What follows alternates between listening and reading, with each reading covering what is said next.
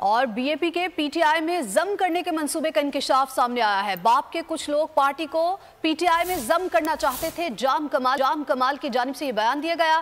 Party को PTI में जम करने की मंसूबाबंदी की जा रही थी, उनकी जानिब से ट्वीट किया गया है और कहा गया है कि तमाम सूरत हाल वार किसको ठहराएं, जबकि बीएपी ने बलूचिस्तान के लिए बहुत कुछ किया है। जाम कमाल की जानिब से ये ट्वीट किया गया है और कहा गया है कि बीएपी के पीटीआई में जम करने के मंसूबे का इंकशाफ सामने आया है। बाप के कुछ लोग पार्टी को पीटीआई में जम करना चाहते थे।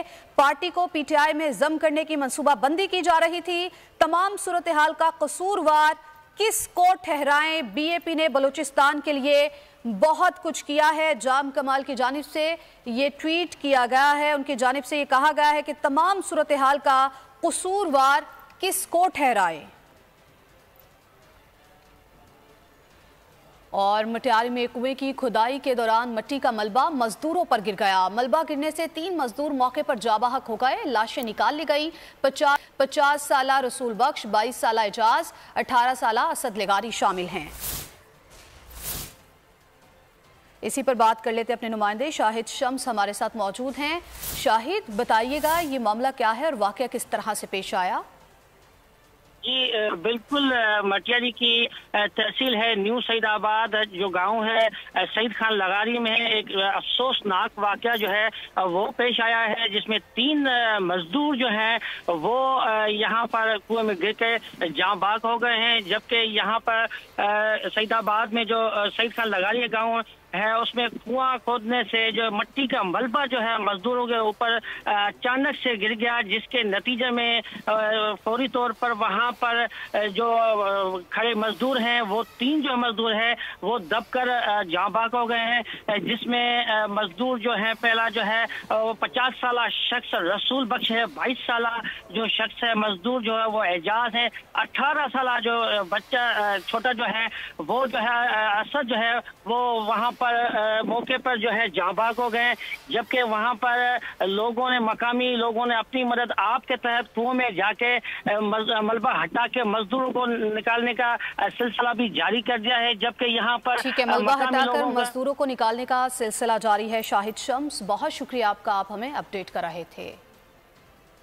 और मलिका कहसार मरी में नए साल के पहले दिन भी सयाहों का रश कम ना हो सका। सयाह मरी के मौसम और हसीन नज़ारों से लुत्फअंदोज हो रहे हैं। इस वक्त हमारे नुमाइंदे शाहिद मुमताज अब्बासी मरी माल रोड पर मौजूद हैं।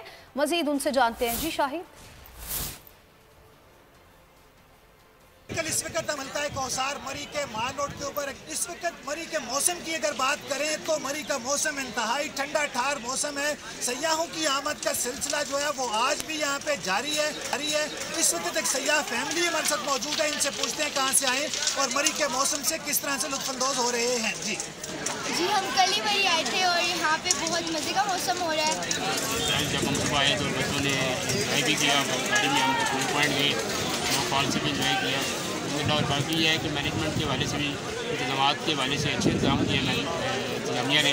इस वक्त मरी के अंदर सयाहों का एक तांता जो है वो बंधा हुआ है और सयाह मरी में आकर मरी के मौसम से लुत्फअंदोज होते हैं और मरी के जो नज़ारे हैं उनको अपने कैमरे की आंख के अंदर करते दिखाई दे रहे हैं। जी ठीक है, आपका बहुत शुक्रिया।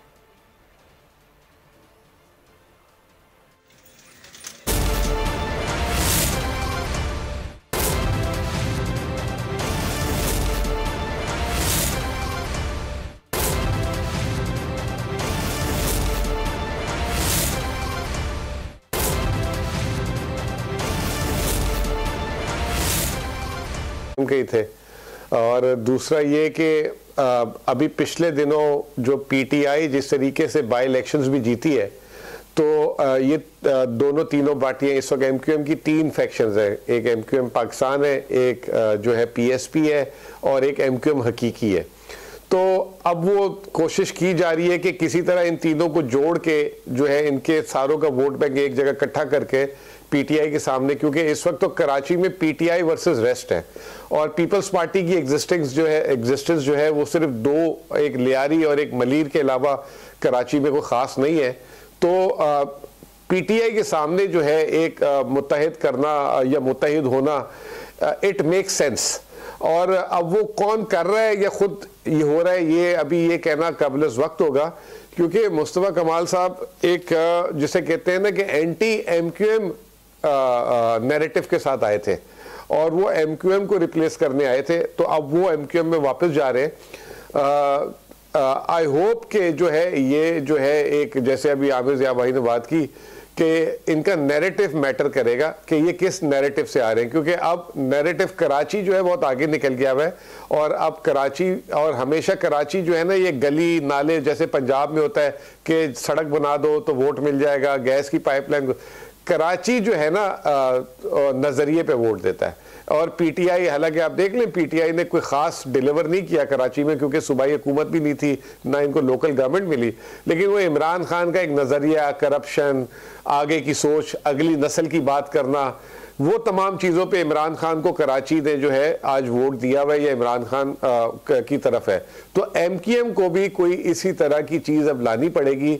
अगर ये सिर्फ उर्दू स्पीकिंग और महाजिर और नौकरी वाली बात पे अगर एक हिस्से को एड्रेस करके कर रहे होंगे तो आई थिंक कि ये जो एमलगमेशन हो रही है ये भी सूदमंद साबित नहीं होगी। जी सलमान शाह साहब, मैं आपके पास आ रहा हूँ सर। देखें, कराची के अमन के साथ और कराची के हालात के साथ पाकिस्तान की इकॉनमी बहुत हद तक जुड़ी हुई है और हमेशा से ये रहता है। इकॉनमी की सूरत हाल इस वक्त आपके पास है और आपके सामने है। सबसे पहले तो सर जरा कराची को 1 मिनट के लिए जरा साइड पे रखते हैं। मुझे ये बताएं सर कि ओवरऑल इकॉनमी में सलमान शाह साहब को इस वक्त नजर क्या आ रहा है, आसान मेरे आम आदमी के लिए जरा समझाते हैं। देखें, इस वक्त बहुत ही मामला मुश्किल हो गया है, क्योंकि हमारे पास जो रिजर्व्स हैं वो तकरीबन हर महीने $1 अरब से कम होते जा रहे हैं और अब भी $5.5-6 अरब हैं। तो अगले 4-5 महीने अगर इसी तरह हम चलते रहे तो ये रिजर्व्स ख़त्म हो जाएंगे और बिल्कुल जो है आपकी इकॉनमी जो है वो क्लैप्स कर जाएगी। तो ये बहुत ज़रूरी है कि इसको रोका जाए, इस डाउनवर्ड ट्रेंड को। अनफॉर्चुनेटली 8 महीने से जो हुकूमत आई है वो टोटली इनएक्टिव है, उसने कोई एक्शन नहीं लिया। सारी दुनिया के चक्कर लगा लिए हैं, चीन से लेके अमेरिका तक वज़ीर ख़ारजा भी घूम फिर रहे हैं, वज़ीर आज़म भी कर रहे हैं, लेकिन हमारी इकोनॉमिक इश्यूज के ऊपर कोई एग्रीमेंट नज़र नहीं आ रही। हमारे जो बैरून मुल्क कर्जे हैं वो अनसस्टेनेबल हो चुके हैं, जितने उनको हर साल हमें $20 अरब वापस करने पड़ते हैं और वो हमारे पास नहीं है और ना ही हम उनको रीफाइनेंस कर सकते हैं। हमारा रिस्क प्रीमियम जो शौकत तरीन के वक्त में 4-5% था वो तकरीबन 70-80% पहुंच चुका है। हमारे बॉन्ड्स जो हैं वो 50% डिस्काउंट पे बिक रहे हैं। इसका मतलब ये है कि कैपिटल मार्केट्स में हम नहीं जा सकते, हम वो बॉन्ड इशू करके पुराने डेट को रिटायर नहीं कर सकते। तो इसलिए हमें IMF से करना पड़ेगा, एक मायदा बहाल करना पड़ेगा जो कि डीरेल हो चुका है और नज़र नहीं आ रहा कि वो वापस ये हुकूमत कर पाएगी, क्योंकि इस हुकूमत ने डिलिबरेटली उसको खासा डैमेज किया है। इसके साथ साथ हमें चीन के साथ ये जो हमारे पास जो कौमी खजाने में पैसा पड़ा हुआ है जिसकी अभी आप बात कर रहे थे, $5.5 अरब अमेरिकी डॉलर, सर इनमें से $3 अरब अमेरिकी डॉलर तो सऊदी अरब का है और मैं एक खबर में पढ़ रहा था कि वो शर्त ये है कि आप उसको खर्च नहीं कर सकते और दूसरी शर्त ये है कि अगर आप बाकी पैसा आपका खत्म हो जाए तो आपको ये पैसा फौरी तौर पे सऊदी अरब वापस ले जाएगा।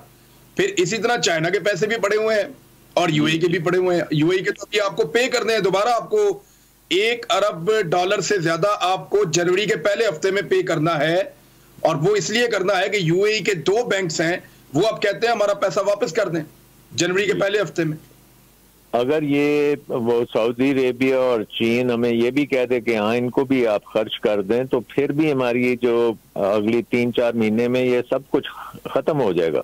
तो जाहिर है कि हम बिल्कुल डिफॉल्ट एक किस्म के तकरीबन पहुंच चुके हैं अनलेस हम इससे पीछे हटें। पीछे हटने का क्या तरीका है? नंबर 1, आपको IMF से कल प्रोग्राम हमारा फाल हो जाना चाहिए, उनसे बात करें और उसको ऑन ट्रैक लेके आए। नंबर 2, चीन के साथ आपका मायदा हो जाना चाहिए ऑन बायलैटरल डेट कि उसको पोस्टपोन करना है, आपने रीशेड्यूल करना है, 25 से 30 साल आगे लेके जाना है। इसी तरह आपने पेरिस क्लब में जो भी इमीडिएटली ड्यू है कर्जा, उसको बहुत आगे लेके जाना है। कमर्शियल बैंक्स की आपने बात की, इसमें यूएई और ये जो गल्फ के बैंक्स हैं उनके अलावा चीनी बैंक्स का तकरीबन 5-6 अरब डॉलर